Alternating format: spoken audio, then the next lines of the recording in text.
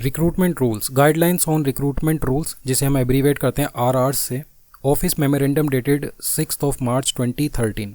तो आप यहाँ पर देख सकते हो ये है ऑफिस मेमोरेंडम। मेमोरेंडम यानी कि इसके एम पे आप फोकस करो, M13। तो ये आपने पढ़ा है कि रिक्रूटमेंट वाले जो हैं गाइडलाइंस आरआर्स की आप जो पढ़ रहे हो वो 2000 कब की हैं, 13 की, क्योंकि M रीजनिंग में 13 होता है। और बाकी आप देख सकते हो कि 03 है तो 1 टाइम 3, ठीक है, 3 का डबल, अगर ये याद करना चाहते हो डेट, पर ये इंपॉर्टेंट नहीं है इतना।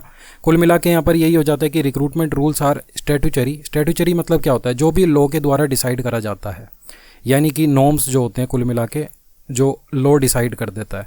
ये स्टैट्यूटरी रेगुलेशंस है जो प्रिस्क्राइब करते हैं रिक्रूटमेंट मेथड्स को और एलिजिबिलिटी कंडीशंस को। ये आपको ध्यान रखना है, ठीक है। दे आर सबॉर्डिनेट, मतलब बेसिक ही है, सिंपल सी बात है। ये सबॉर्डिनेट लेजिस्लेशन यानी कि वही है कि रूल्स नॉर्म्स वगैरह हो जाते हैं, और ये स्टैट्यूटरी अगेन वही नॉर्म्स आ जाते हैं। एडमिनिस्ट्रेटिव मिनिस्ट्रीज या डिपार्टमेंट्स जो होते हैं वही अमेंड कर सकते हैं रिक्रूटमेंट रूल्स को ग्रुप सी पोस्ट के लिए। ग्रुप सी पोस्ट जो क्लर्क वगैरह होते हैं। Following guidelines model recruitment rules, हर डिपार्टमेंट के अपने मॉडल रिक्रूटमेंट रूल्स भी होते हैं। Minimum educational qualification and experience for direct recruitment can be divided into, जैसे कि हम भरते भी हैं पोस्ट वगैरह के लिए, एसेंशियल क्वालिफिकेशन दे रखी होती है और डिज़ायरेबल भी। ये किस चीज़ को ध्यान में रखते हुए होता है कि भाई पे लेवल क्या होगी और आपको ड्यूटीज़ जो असाइन करी जाएंगी वो क्या होंगी। तो ये होता है आपका रिक्रूटमेंट रूल्स। अच्छा, आप समझ सकते हो, देखो स्टैट्यूटरी तो समझ आ गया। सबऑर्डिनेट लेजिस्लेशन, सबऑर्डिनेट लेजिस्लेशन अपने आप में एक लॉ होता है made by an authority under the authority of an act of parliament.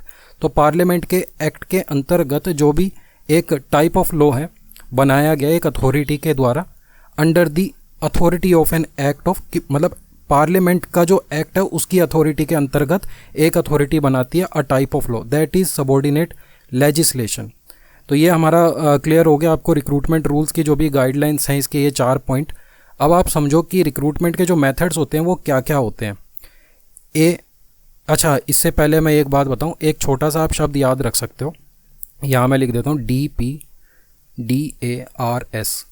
DP को क्या लगा, दिल्ली पुलिस को डर लगा, ये आप याद रखना। तो सबसे पहला D से हो जाएगा हमारे पास डायरेक्ट रिक्रूटमेंट। नेक्स्ट इस P से हो जाएगा प्रमोशन, और इसके अलावा फिर नेक्स्ट D से हो जाएगा डेप्यूटेशन, फिर A से एब्जॉर्प्शन, नेक्स्ट इज R से रीएम्प्लॉयमेंट, और लास्ट S से बन जाता है हमारा short term contracts.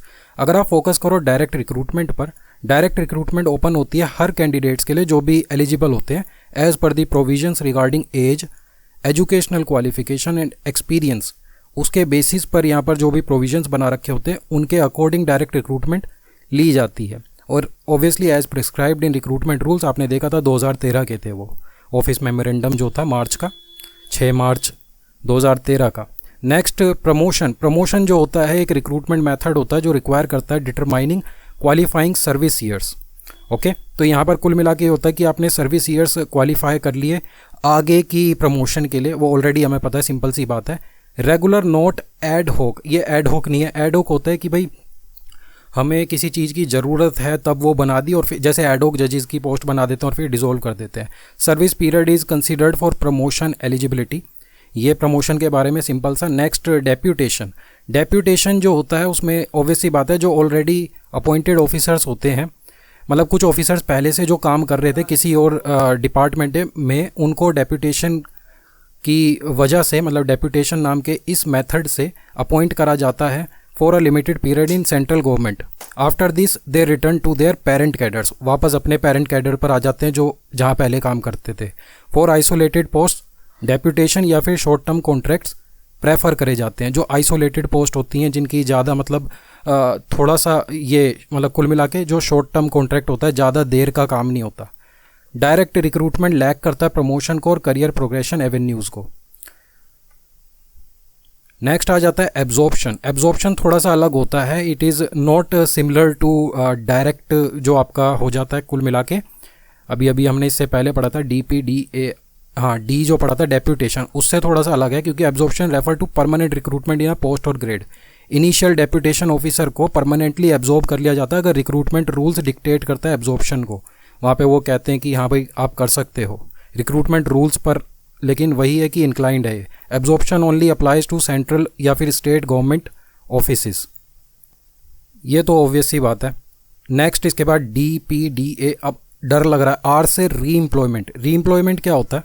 Armed forces होते हैं, आर्म्ड फोर्सेस पर्सनल जो होते हैं वो रिटायर होते हैं यंगर एज पे, हमें पता है, due to physically demanding duties जल्दी वो रिटायर हो जाते हैं। And they require assistance for resettlement between 35 and 54 years of age depending on rank. तो उनकी रैंक के अकॉर्डिंग उनको फिर रीसेटलमेंट करना होता है, क्योंकि इस एज में देखो वो चीज़ें अगर जवान ही था वो तो वो थोड़ा सा जल्दी रिटायर हो जाएगा, मतलब इस एज के बीच में वो कभी भी रिटायर हो सकते हैं डिपेंडिंग ऑन रैंक, ये बात है। तो उनको रीसेटलमेंट की ज़रूरत है इस एज ग्रुप के बीच में। It is a national obligation to provide necessary facilities for resettlement due to dedicated services to safety and security. बिल्कुल ये हमारी ऑब्लिगेशन है। सेंट्रल गवर्नमेंट इंट्रोड्यूस करता है ex serviceman re employment in central civil services and post rules. Okay, तो ex serviceman का आपने देखा भी होगा, कई बारी हम भरते हैं जब भर्तियाँ वगैरह तो वहाँ पे RUN एक्स सर्विसमैन करके लिखा होता है। अच्छा ओबियसली यहाँ सर्विसमैन लिखा है, तो ये क्या है? ये प्लूरल है यहाँ पर, तो सर्विसमैन है कि नहीं है वो बात है, बाकी तो एक्स सर्विसमैन, क्योंकि सारे एक्स सर्विसमैन के लिए यहाँ पे बनाया गया है इसको। रिक्रूटमेंट रूल्स ग्रुप C के लिए और MTS पोस्ट और सर्विसेज के लिए are subject to these rules. Re employment में आपके आ गए यहाँ पे एक्स सर्विसमैन। नेक्स्ट, DP को डर लगा और डर नहीं लगे, डर से लगे, तो शॉर्ट टर्म कॉन्ट्रैक्ट, ये भी काफ़ी हद तक लगा। अब देखो डेप्यूटेशन में तो हमने देख लिया कि भाई बंदे को लगा कि भाई इसे हम रख सकते हैं तो उसे एब्जॉर्ब कर लिया, लेकिन वो भी सब्जेक्ट टू रूल्स हो जाता है। फिर री एम्प्लॉयमेंट, ठीक है, समझ आ गया कि एक्स सर्विसमैन यहाँ पर आ गया है। प्रमोशन तो ऑलरेडी आपको पता, और डायरेक्ट रिक्रूटमेंट जिस तरीके से हम भी भर्ती में आते हैं, शामिल होते हैं एज पर एलिजिबिलिटी। शॉर्ट टर्म कॉन्ट्रैक्ट्स की बात करते हैं। Short term contract a form of deputation in non governmental bodies.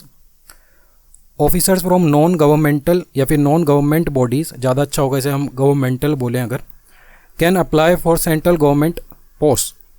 तो सेंट्रल गवर्नमेंट पोस्ट में जो ऑफिसर होते हैं नॉन गवर्नमेंट बॉडीज़ में, वो इसमें कर सकते हैं अप्लाई। इंक्लूड करते हैं टीचिंग एरिया के जो लोग होते हैं, रिसर्च एरिया के जो होते हैं, scientific technical roles central government के जो जाते हैं शॉर्ट टर्म के लिए, जहाँ पर ज़रूरत होती है वहाँ पे शॉर्ट टर्म कॉन्ट्रैक्ट्स का जो ये मेथड होता है, इसके अंतर्गत ये यहाँ पर लोगों को ले लिया जाता है। फॉर्म ऑफ डेप्यूटेशन ही है, बट नॉन गवर्नमेंट बॉडीज़ में, मतलब कि नॉन गवर्नमेंट बॉडीज़ के जो लोग हैं उनको सेंट्रल गवर्नमेंट पोस्ट पर लेने का,